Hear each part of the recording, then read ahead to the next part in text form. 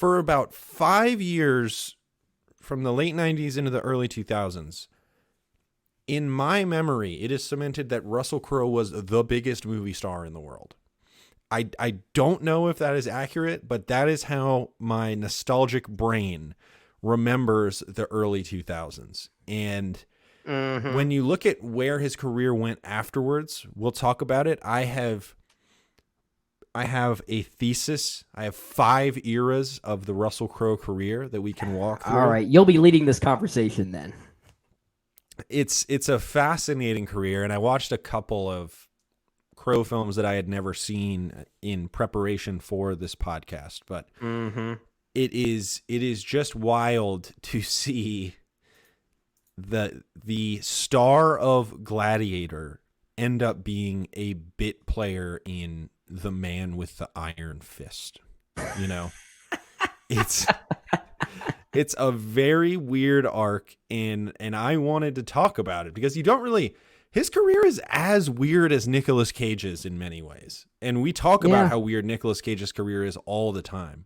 Russell Crowe isn't quite doing the direct-to-video stuff, but he's doing one step above that. He's doing The Pope's Exorcist. He's doing Unhinged. I was just going to say, Unhinged. I mean, that is a Jay Ledbetter special right there. We joke about that all the time. Look, you're talking to the number one Unhinged fan in America. I am unhinged for Unhinged. And Crowe is great in that movie. So we'll definitely get to that era, but I've done a deep dive on him. I've done the prep here. I think we have a lot to talk about with old Russell here from beginning to end. A fascinating career, and honestly just a great actor, a huge megastar. We probably won't even get to all the off-screen stuff that was so notable in the mid 2000s, but he's a fascinating figure in the history of Hollywood.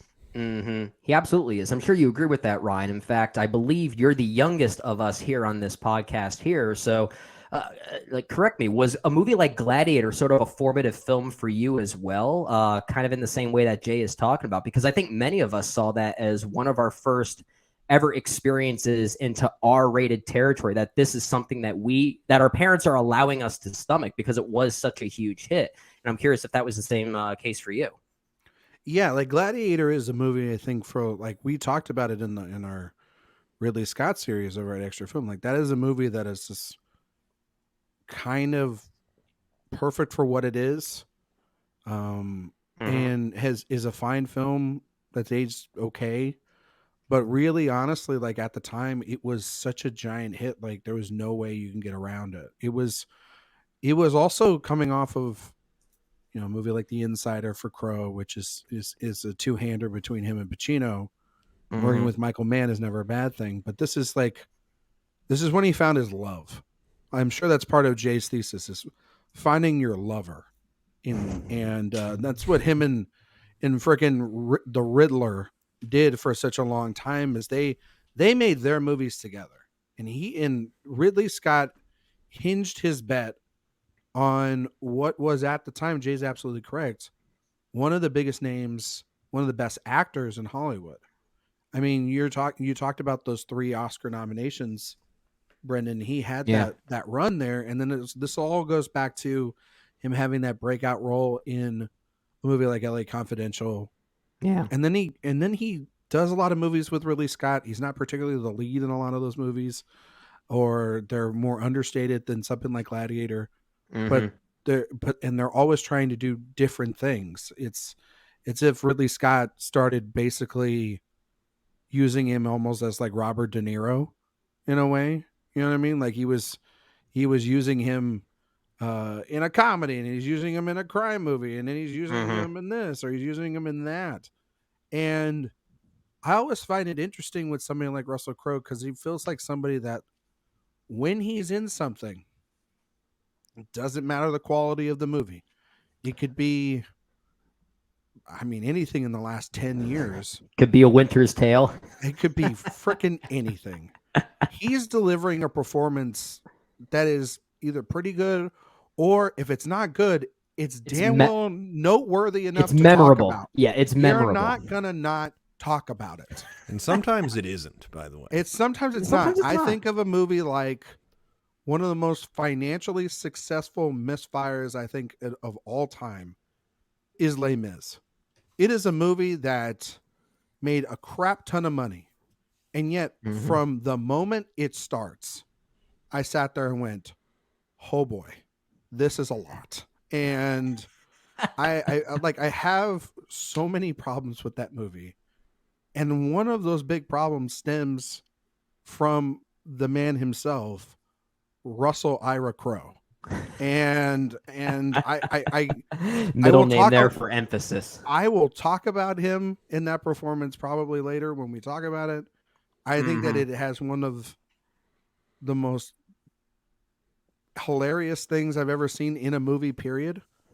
I think I know what you're talking about. I died in the theater when I saw that movie. I was resurrected by the pure hilarity of the moment. But then, like, I mean, he's got some really interesting films, and then he's one of those guys that you're like, I know you can do better than this. Because like the Pope's Exorcist, and Unhinged, as weird as they are, Jay's right. Like these are like direct to video kind of movies. Like God love him, and I know that he's struggling with his own stuff, but like this would be something Bruce Willis would do or Nick Cage would do.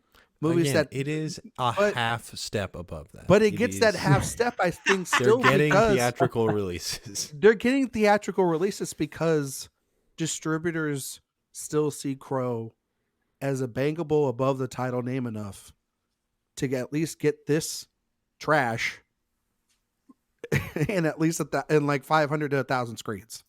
You know what I mean? So I think it's so weird and he's so fascinating. And I still don't think that I still think he's got a lot in the tank. I don't think he's done by any stretch of the imagination. And I think that there's going to be a role that he does.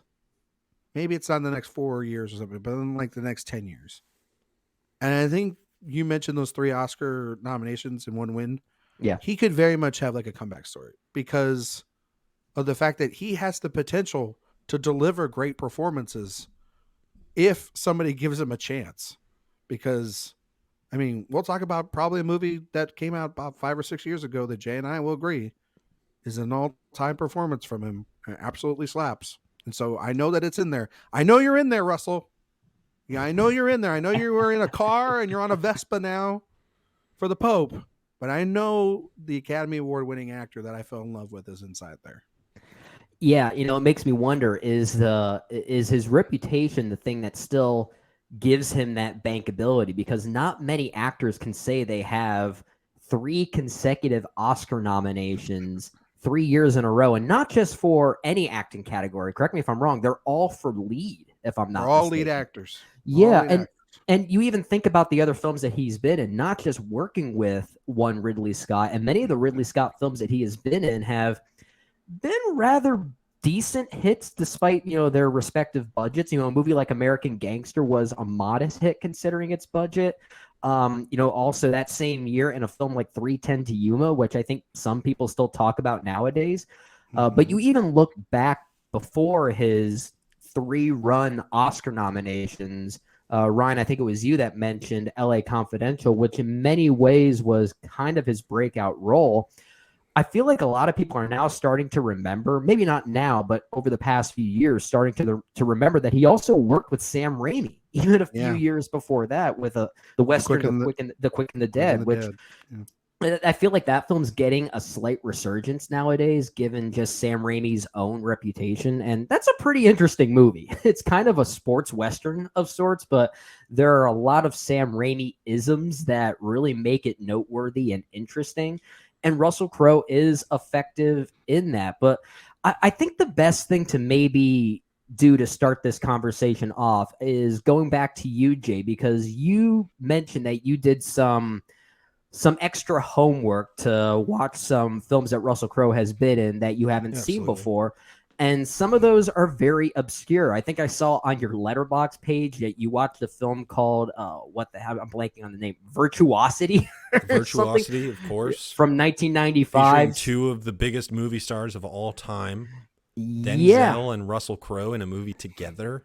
Interestingly, they'd also be together in American Gangster 12 years later. So how Good movie. coincidental is that? Good movie. But Decent movie. but Jay, why don't you talk about some of the obscure ones that you caught up with that you know about that sort of makes Crowe's career all the more interesting?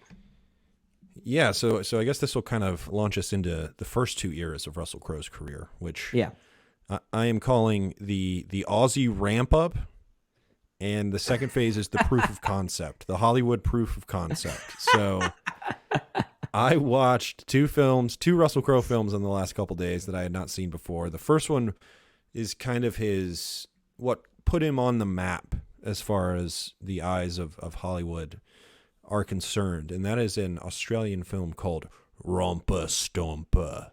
And this is a film, I don't know if either of y'all have seen this movie. This is the one that brought him to the attention of Hollywood. He plays a neo-Nazi in this movie, and the film is wholly unremarkable. I think it's provocative without really having a point of view in general. But you do watch it and you're like, let's deal with this guy. This guy's kind of intense. What's going on with him? He's got real presence in a movie that leaves really no mark other than that. You totally understand why some people were like, let's give this guy a whirl. This is wild. And it's interesting to me that I kind of spoke about my childhood memories of the Russell Crowe experience and what I thought of him. I thought of him as like an actor's actor, kind of this classical dramatic actor. Yeah. But then you see some of his earlier stuff, and you definitely see his stuff now. The man can play to the back row. The man can be huge. He can be just everything that you see on the screen, both, from an acting perspective and these days in a physical perspective, if you know what I'm saying. He's a big guy. You're a big guy. But he does rompa stompa, and then he kind of does a few other things, whatever. And his first, I think, big stab at Hollywood is The Quick and the Dead, which you mentioned. Yeah, that movie's really good. Yeah, and he is really good in it, and it's not one of those big performances. He is. Yeah. He's kind of doing the Clint Eastwood in Unforgiven thing in that movie. He's the ex-hitman having a crisis of faith in the middle of this very energetic Sam Raimi sport. It is kind of a sports movie. Yeah. It's all about brackets and matchups and all sorts of very contemporary ideas set against this Western backdrop. It's hard to say that some movies are really one of a kind. That movie kind of is one of a kind. It is the frenetic filmmaking of Sam Raimi as opposed to the kind of classical aesthetics and style that we're used to from Westerns. Those clash in such a wonderful way in that movie. I really, really like that movie. And I actually think that's one of his better performances in that movie. He grounds that film as much as any other character in it. And I think without him, that movie is not nearly as successful as it ends up being. But that movie's not really a hit. It doesn't really go anywhere. The movie's great, by the way, Jay. And it has one of my favorite scenes ever, where it has Hackman, Crowe, and Leonardo DiCaprio all in it at the same time. And I just thought to myself, good Lord, that's literally like the past, the present, and the future of Hollywood all right there in one scene. And every time I go back to that time capsule scene, that is a time capsule in the middle of this pulpy, weird, Leone sort of inspired Western. Yeah. And it's not a hit, but it's one of those like that Hollywood kind of had the same thing with like Raimi, where they were like, we know this guy's got something in him that's going to break all the doors open and it's going to make us a ton of money. We just got to keep investing in him and we'll figure it out. And that's kind of where Crowe is kind of right at this point too. Yeah. And then he makes Virtuosity, which was this attempt to be like, okay, you're going head to head with Denzel. We got Denzel coming off his Oscar. We're going to make him the next great movie star, and we're putting you head to head against him. So we're banking on you big time in this one. And this is another one where he is going big. He plays a computer program brought to life. He is a computer program that is the amalgamation of like 100 different serial killers all in one. I just looked up his character name. It is what is it? Sid 6.7 or Sid SID something? Yeah, 6.7. He's some sort of version of a serial killer software who is brought to life. And this literally sounds like the greatest movie ever made. How have I not seen this? Yeah, how did I just find out about this? Yeah, it is. It's a lot better on paper than it is in practice. All right, but fair. I did enjoy watching it. It is Denzel is actually not that interesting in it. It's possible for that to be the case, apparently, which I didn't think so before. But it's really a turning point between kind of the 80s tech noir kind of vibe. It's very indebted to Escape from New York and The Terminator, especially. Russell Crowe is really doing a Terminator thing in this movie, but it's a lot more vocal than that, a lot more arrogant, even a lot bigger again. And the movie is poorly directed, I would say, but Crowe is really what kind of elevates it. And it's a very fun watch. If you come out of it and say, whoa, that was amazing because of how bizarre it is, I get it. If you say, whoa, that was awful because of the actual filmmaking, that's an acceptable opinion as well. It is a fascinating movie. I do recommend everybody go and check it out. But again, that one wasn't a hit, and it's kind of like, oh, Crowe, does he have the goods here? I don't know. And then, of course, the one that really breaks him through, which I'm sure we'll talk about a lot, LA Confidential, one of my 20 favorite movies of all time. I freaking love Oh, wow, that it's that high for you. Okay. Was it on my 20? It might not have been on my official 20. That's why I'm a little surprised. I don't think I remember hearing it during our if it wasn't in that episode. 20, then it's right outside of it. Okay. I absolutely love that movie. I'm actually overdue for a rewatch of it. But he in Yeah, that film is going more to his understated, the understated part of his career, and he's so good in that. Again, he's the center of that movie. In that movie, that movie can be very big, but again, he is kind of the center of it. I would say probably with Basinger, and he's wonderful on that. And from then on, it is full steam ahead. We've got a new star on our hands. So that's kind of the beginning of his career. They're interesting, They're not always successful, but you see them trying. They're like, we know he's the next guy. Let's go. We can do it. We hit a bump here. This movie wasn't financially successful, but man, does he really hit in it. And then boom, the breakthrough. Yeah. You know, I want to give some quick thoughts here before I let you jump in with anything, Ryan. I'm looking at Russell Crowe's filmography here for the 90s, and admittedly, there are a lot of blind spots that I have here, not just with movies like Virtuosity, but some of these other, I guess these could be argued as forgotten films in some ways. I mean, I haven't seen Rough Magic, No Way Back, The Sum of Us. So a lot of these movies I'm admittedly blind to, but I do at least want to mention something regarding LA Confidential, which is a film I also really like.